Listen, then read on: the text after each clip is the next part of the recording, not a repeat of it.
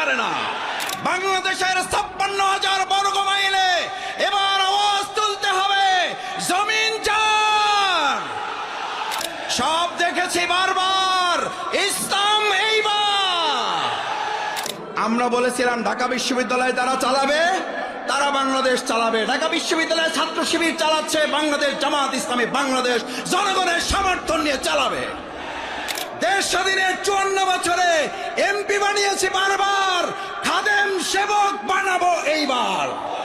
সবাই মিলে ঘরে ঘরে আওয়াজ তুলে দাঁড়িপাল্লার বিজয় নিয়ে আসা পর্যন্ত রাজপথে, ময়দানে, প্রান্তরে ছুটে যাওয়ার জন্য রাজি আছি কারা?